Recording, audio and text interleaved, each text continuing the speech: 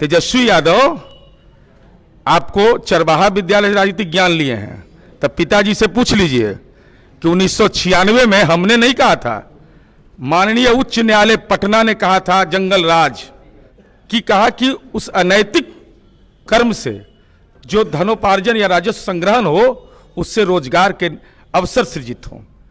यह तो राहुल गांधी जी को चुनौती दे रहे हैं।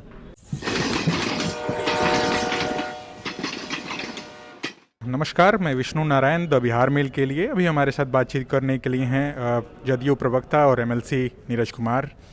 सर, इस बीच एक चिट्ठी लिखी गई है, कांग्रेस विधायक दल के नेता अजीत शर्मा ने एक चिट्ठी लिखी है मुख्यमंत्री को कि जो शराबबंदी का पूरा कार्यक्रम है उसकी समीक्षा की बात कही है, और ये भी कहा है कि भाई उसको महंगा किया जाए अगर शराब चूंकि चारों तरफ मिल ही रही है बिहार में। उन्होंने गंभीर अपराध किया है। कांग्रेस पार्टी का जो घोषणा पत्र है उसमें शराबबंदी की समीक्षा की बात कही गई थी। हालांकि जनादेश का मातम छा गया, उस समीक्षा का अधिकार उनको नहीं मिला, लेकिन पत्र में उन्होंने शराबबंदी खत्म किए जाने की मांग की है।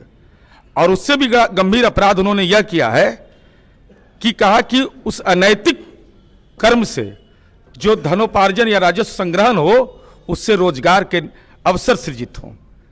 यह तो राहुल गांधी जी को चुनौती दे रहे हैं। चूंकि कांग्रेस पार्टी का घोषणा पत्र आलाकमान की सहमति से होगा, तो उस घोषणा पत्र से इतर मंतव्य व्यक्त करने का अधिकार किसको है? और कांग्रेस पार्टी को यह नजरिया भी साफ करना चाहिए कि आप राष्ट्रपिता महात्मा गांधी के प्रति मन में सम्मान है या नहीं, बिहार के प्रथम मुख्यमंत्री डॉक्टर श्री कृष्ण सिंह की भावना का आप सम्मान करते हैं कि नहीं, और अपने आप को पंथ निरपेक्ष अगर मानते हैं तो विभिन्न धर्म गुरुओं का, विभिन्न धर्मावलंबियों का की जो भावना है कि नशा से दूर हो और शराब बंद हो। और साथ ही साथ उन्होंने जो पत्र में लिखा है कि 4.5 वर्ष तक 22 महीने तक अजीत शर्मा जी आपके दल के आबकारी मंत्री थे। जलील मस्तान साहब जो राजनीतिक विरोधी होने के बावजूद एक ईमानदार व्यक्तित्व था, हम उनके जज्बात को सलाम करते हैं। उनके नियत पर भी सवाल खड़ा कर दिया, उनकी कार्यक्षमता पर भी सवाल खड़ा कर दिया।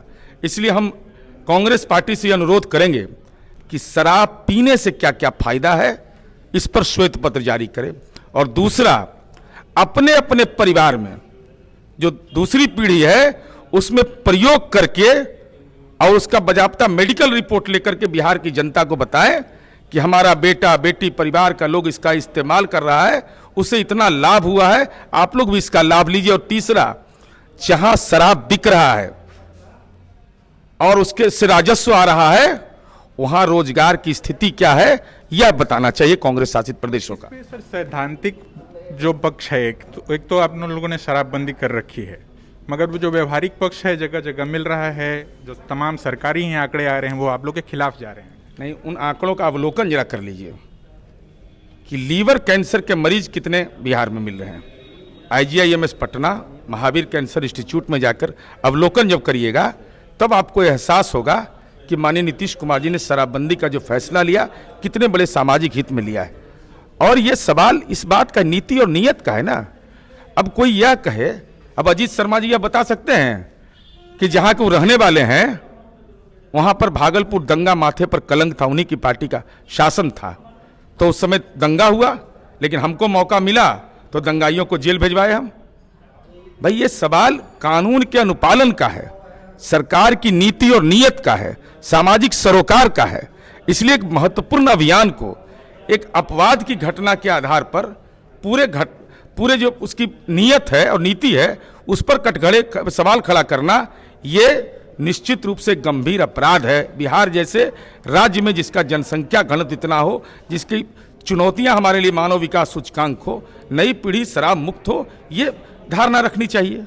आप इस बीच NFHS के लगातार आंकड़ों को लेकर के आपने आज प्रेस कॉन्फ्रेंस भी की, मगर ये जो इस बीच स्टेट में जो एक क्राइम का मामला है उसको लेकर के जो अपोजिशन की भी पॉलिटिकल पार्टीज हैं आप लोगों पर लगातार सवाल खड़ा कर रही हैं। आप लोग डबल इंजन की सरकार खुद को कहते हैं, वो लोग कहते हैं कि इन लोग जंगल राज हम लोग को कहते थे, ये लोग महाजंगल राज में चले गए हैं। होटवार इंजन की सरकार तो नहीं है बिहार में।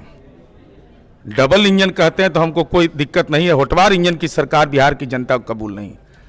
और आपराधिक घटना का जंगल राज, तेजस्वी यादव आपको चरवाहा विद्यालय से राजनीतिक ज्ञान लिए हैं, तब पिताजी से पूछ लीजिए कि 1996 में हमने नहीं कहा था, माननीय उच्च न्यायालय पटना ने कहा था जंगल राज, और 97 में कहा था हाईकोर्ट ने। हम तो आतंक राज कहते थे कि आतंक राज है। आतंक राज का पर्याय कोई, देखिए जेल खाने के अंदर सब कैद है, तो वो और महाजंगल राज किसको कहते हैं? जो बलात्कार के सजा याफ्ता को टिकट, उसके परिजन को टिकट दे दे, जेल में बैठा हुआ व्यक्ति को अपनी पार्टी का टिकट दे दे, जिस पर गंभीर मामले हों वैसे मामलों के लिए रोड शो करे।